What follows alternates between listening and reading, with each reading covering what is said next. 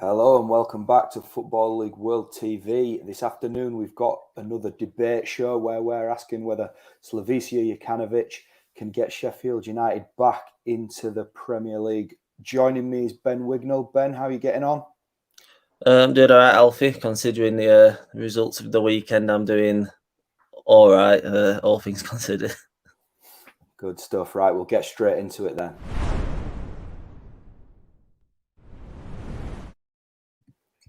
So Sheffield United were, of course, promoted back in 2018-19 under Chris Wilder. They then finished 9th in the Premier League, but were relegated last season and are now back in the Championship in 21-22 under Jokanovic and looking to get back into the Premier League at the first time of asking. It's been an inconsistent start for the Blades. They've played 13 games, 5 wins, 3 draws and 6 defeats, which equates to 18 points, and they currently sit 14th in the table. Just looking at their last 6 fixtures, they've gone win, loss, loss, win, loss, win, which is very, very inconsistent. Ben, would you say that that's the best way to describe Sheffield United at the minute, a bit inconsistent? Yeah, I think so. Obviously, that early season run of form they had looks pretty damaging, where they couldn't score a goal or win a game, and if they won a couple of them, they'd be up near the top of the table.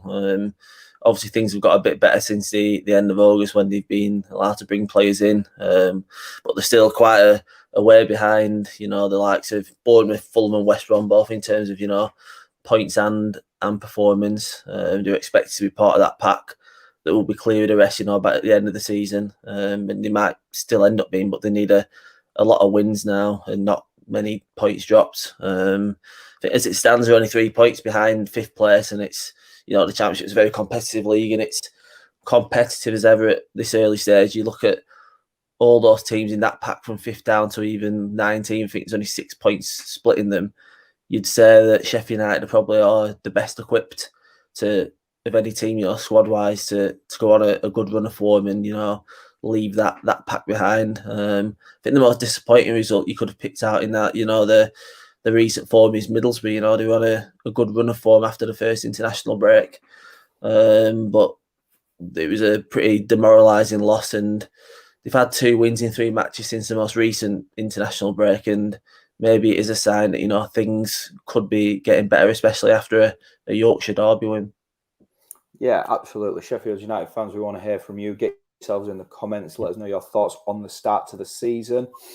Sort of touched on earlier at the start of the show there about how, they're still sort of moving from the Wilder era into the Jokanovic era, and it's going to take time. One key change has been from the sort of trusted 3-5-2 of Wilder, and it's been a 4-2-3-1 system used so far this season. That's despite the fact that they don't really have any natural wingers in the squad at Bramall Lane. Ben, 4-2-3-1 without natural wingers, do you think it works? Can you see it, being a long-term success there at the minute? Well, it doesn't surprise me that he's gone with that formation. It's the system that he's used at Watford and Fulham, and he's had success with it. Some managers will just stick with that one system. Wilder did with his wing backs, and it worked. And I think he did try the 3-5-2 at a couple of games. I think it's a Huddersfield game and the Luton game where they both used that system. It didn't quite work out for either game, but he's clearly more comfortable now using the system that he is now. I know they've got a lot of strikers to kind of fit in and shoehorn into that formation, but I don't see why. They've all got different characteristics. You've got your hold-up strikers like McBurney and McGoldrick, and you've got pacey players like Musa and Bruce. I think we'll touch on in a minute, but I can see it. It's obviously he's got quite a few wins now since the first international break, and it seems to be working, this system. Obviously, the lack of wings is a bit of a concern, but I think until January they've got the quality of player can fill in there for the time being, and then that could be potentially addressed in the next transfer window. Yeah, it is very much a case of sort of square pegs in round holes at the minute in terms of the system. I think we've had Ben Osborne and Morgan Gibbs-White being the sort of go-to wingers, and of course, as you mentioned there, we've had McBurney, different players playing in the number 10 position that you'd maybe associate with the number 9. There's no doubt among some of the fans that they want to see the wing-back system return. They've got good wing-backs, Ender Stevens, George Baldock. Jed Bogle, for example, they were all brought in to play this wing-back system that Wilder went for, but ultimately, they're moving in a different direction now. Jokanovic has shown over his career, I think, that he's been a little bit stubborn when there's been calls like that. Do you expect that to continue here? You see no way that he's going to cave back and go with the wing-back system, Ben? I don't think he'll revert back to it, no. I think from what I've seen, I think the last 10 or 15 games or so, he has stuck with that 4-2-3-1. And I think with the abundance of midfielders you've got, your Fleck, Norwood, Guardiola, Burge, Horahan, it could be a case of going back to that formation. But, if you even can play that number 10 role, Gibbs-White as well, I know he's played a little bit out wide, but you'd say his best role is in that number 10. But I don't think there's any issues to be had with this formation. Obviously, there has been inconsistent results, but there's signs that they can go on a bit of a run with this. And obviously, you might have to play some strikers out wide. I mean, I think when Sharp and McGoldrick came on against Barnsley yesterday, they played out wide, but I think we've seen a lot of forwards be quite inventive in, players inside forwards in recent years. So I don't see why the likes of, Brewster and Musa in particular, they can't play in those positions and help feed, your more natural strikers like your McBurney and Sharp. So I think this system will be here to stay. I don't see any reason why they can't, start picking up more consistent results with it. And as well, we're talking that this squad isn't there to stick for the season. There's a January transfer window coming up. We know that Sheffield United were looking at wingers back in the summer.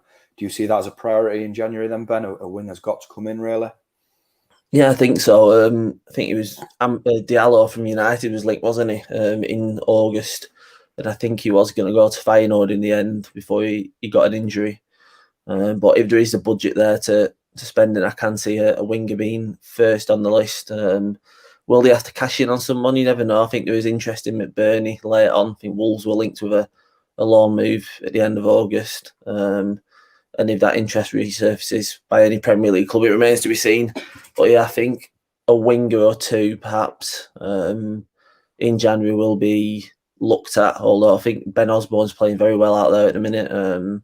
It will be nice to have some depth going forward for the second half of the season. Sheffield United fans, let us know your thoughts. Are you wanting to see the 3-5-2 return, or are you happy to see Jokanovic stick with 4-2-3-1 moving forward? Ben sort of touched on there's a really talented squad, at Bramall Lane, and we're going to get into a couple of those individuals now.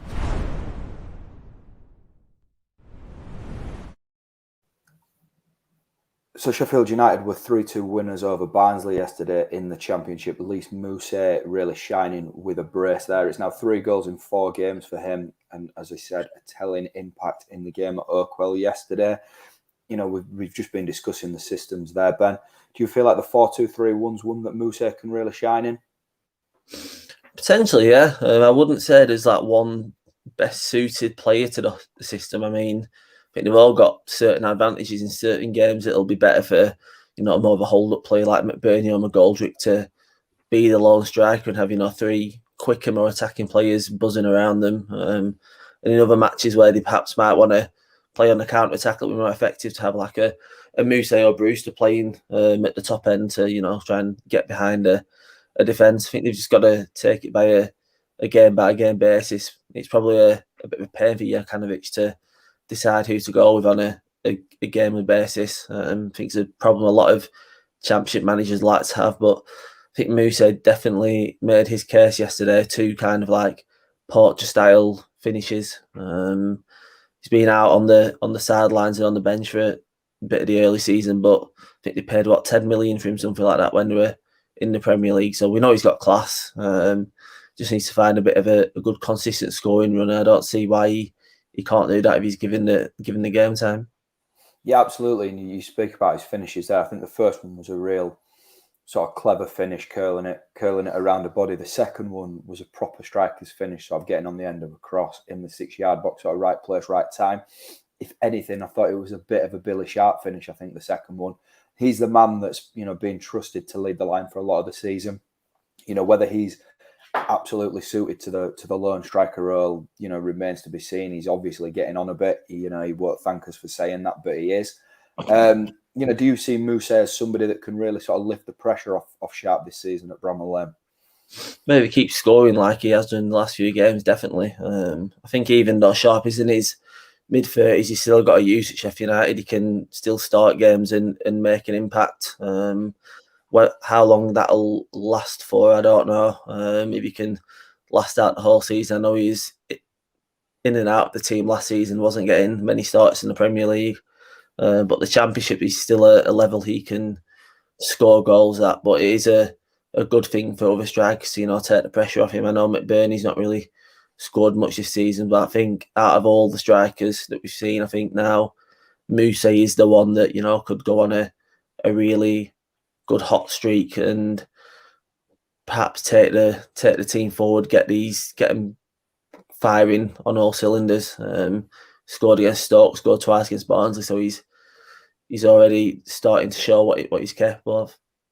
Yeah, and sort of there we're just discussing Musa. He's just sort of coming to the fore now for Sheffield United. But somebody that's been doing it all season has been Ben Osborne. He's been excellent, as we mentioned earlier. He's been, playing wide on the left in this 4-2-3-1 formation, and Jokanovic is really getting the best out of the former Nottingham Forest man.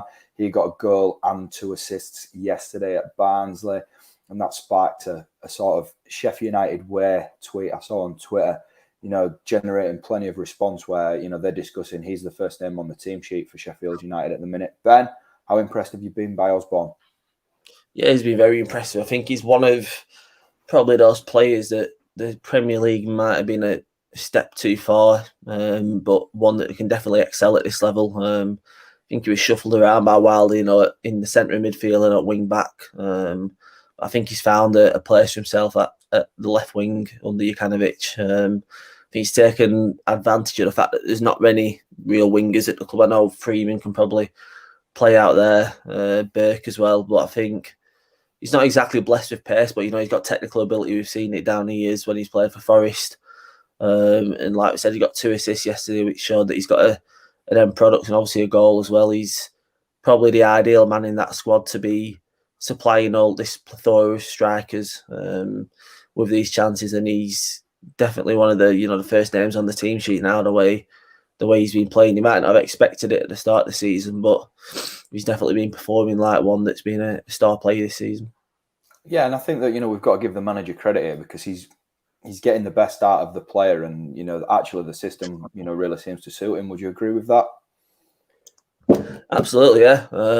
Like I said, he's not blessed with pace, so he's kind of using what he's got. They've got different options. They could use a Musa out wide who's got that pace, but I think he's played a lot in central midfield over the years, Osborne, but that's a position that's very kind of oversubscribed now at Bramall Lane, with your Norwoods, Flex, Hourihans and whatnot. So I think the lack of left footers as well who can play out wide is kind of just taking advantage of that kind of gap in the squad. And even winger or two do come in January, it's going to be hard to displace Osborne from that position the way he's been playing if he continues to do so.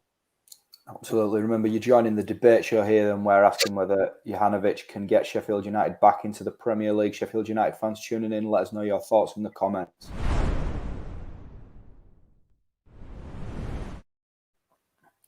So as we've mentioned earlier in the show, Sheffield United sitting 14th in the table at the minute, but as you highlighted, Ben, the Championship's tight at the minute, and they're actually only 3 points adrift of 5th. I'm going to look at what's to come next.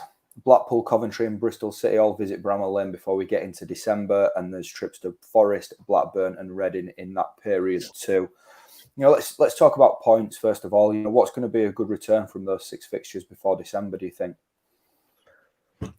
Well, I think the aim would definitely to win all the home games, and I think they're definitely all winnable. But when you look at the away matches as well, I think they're all winnable. I think Forest away would have been the toughest if you was talking about for the weekend. But I think after they were drubbed by Fulham, I think they've re-shown the vulnerabilities they had under Chris Hughton.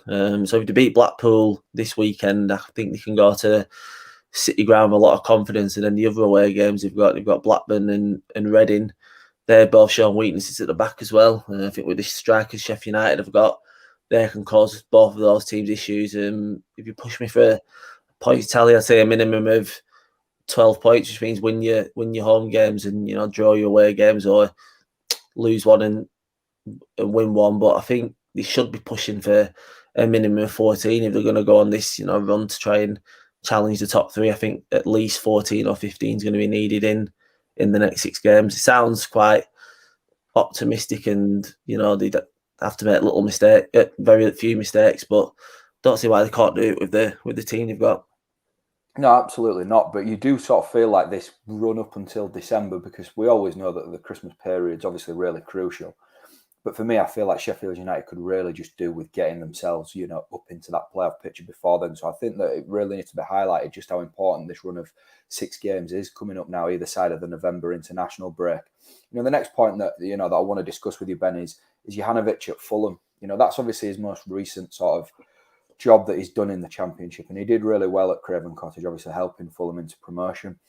I seem to remember that they were always a bit, slow starters at Fulham. They were always sort of the party that you were watching from sort of 10th at Christmas, go on a real good run of form and crash into the playoffs. And then, eventually I think it was 2017-18, maybe when they went and beat Aston Villa in the playoff final.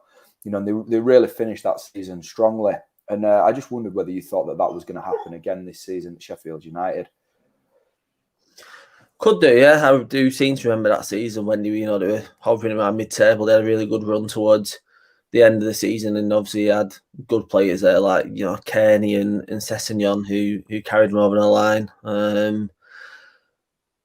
I just think that the table's that close at the minute that they could be in them playoff places at Christmas if they just go on a good run of form. They're only 3 points behind 5th place Luton, so there's every chance with the form they're showing at the minute. Obviously, they've got a few wins under the belt since the last international break, and there's fixtures they've got coming up. I just think that they might not be that far behind by the time Christmas comes around. I think they've been unfortunate in a few of these recent games. The Millwall game, Gibbs-White was sent off early in the second half. They were always going to be disadvantaged there. And the first few games of the season were pretty poor when they weren't scoring. But they have pieced some good results together. I don't think that he'll be in a position like he was at Fulham, where they were mid-table going into Christmas. I think they've got a good run of fixtures now. They've already played West Brom and Bournemouth for the first time. Obviously, they've been beaten by both of those teams, but these next 6 games definitely, I think, all winnable, and I think we could see him in a lot more of a positive position, come before Christmas. Yeah, I mean, you're talking there, and you seem fairly confident that Sheffield United are going to get, the results required to get themselves up into promotion contention. For what it's worth, I feel the same. I feel like if they can come out of these 6 fixtures with 12 points on the board, then I think that we will be sort of entering December with Sheffield United in the playoff places. On the flip side of that, the Championship is tough, and if those results don't go, Jokanovic's way, you do start to wonder whether he's going to get the time to eventually sort of, get things right, at Bramall Lane and get them up into promotion contention. I was at the Millwall game last week, and the first half was absolutely awful. It was really poor from a Sheffield United point of view. They got, bailed out with the penalty decision, on the stroke of half time and equalised. And then they started the second half well, but then Gibbs-White's red card came, and eventually, Jake Cooper scored the winning goal in stoppage time for Millwall. But it really felt to me like the mood at Bramall Lane was on edge. So I guess, the next question I've got for you, Ben, is if these 6 games don't go how me and you were expecting them to go, is Jokanovic going to get the time to turn it around at Sheffield United, or do you think the writing might be on the wall for him? I think he will get a bit of time. I think it was, perhaps a bit of a coup to bring him in. He was working in the Middle East, probably on decent money. So to bring him back to England, he's obviously got multiple promotions for this level, which makes you think he will figure out the right formula in the end. Obviously, the Championship does evolve over the years, and it's maybe not the same Championship that he was managing in the past. But I don't think if you're a Sheffield United fan, you'd swap him for many managers in this league that have got a job. So if you want a man to take you up into the Premier League, he's probably a man. He definitely does need to, fix this issue of dropping points. I don't think the Middlesbrough game in particular, like I said, was a disappointing one because they've not been really any great shakes this season. But yeah, they've got a favourable run of fixtures coming up, so we'll probably see where they are in 6 games. If they're not in those playoff place, I think you could say it's a disappointment, but I don't think he'll be on the verge of the sack anytime soon, unless it goes horrifically wrong. If they fail to win any of the 6 games, then maybe he'll be in trouble. But I just can't see it happening.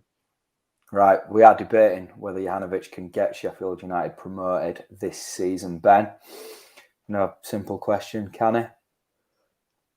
He can, but I only think it'd be through the playoffs. And in my mind, I think that from what I've seen, Bournemouth and Fulham will be the 2 to get automatically promoted. And I think the best case scenario at the minute for Sheffield United is probably maybe to finish 4th. I don't know how West Brom are going to see the season out. They've obviously been picking up results, but they've not really been performing well. But if it did come to a one-off game of West Brom v Sheffield United, I know what happened earlier in the season. That was before Sheffield United got their new signings in. I'd fancy Sheffield United to, in a one-off game, to perhaps take that. So I can see Jokanovic getting them promoted, but I think it'll take a lot of hard work. I can only really see it happening in the playoffs, but I definitely think that they can be part of that pack of 4 teams that we expect at the start of the season to, be clear of the rest. It'll just take a lot of good results and not many drop points for it to happen. Yeah, I think I agree with you there, Ben. I sort of feel like it's going to be 2 from 3 for the automatic promotion race in terms of Bournemouth, Fulham and West Brom. But Sheffield United, they're right in that playoff picture. And I think that though in Jokanovic's sides have finished as strongly as they have in the past in the Championship, I think that, the Blades can be confident of sort of running into the playoffs at the end of the season. And then, we know what the playoffs are like. It's an absolute lottery. So, anything can happen.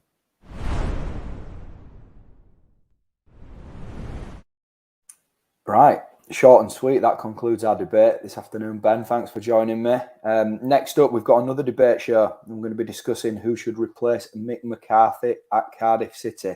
That's coming up at 4 o'clock, but between now and then, take care.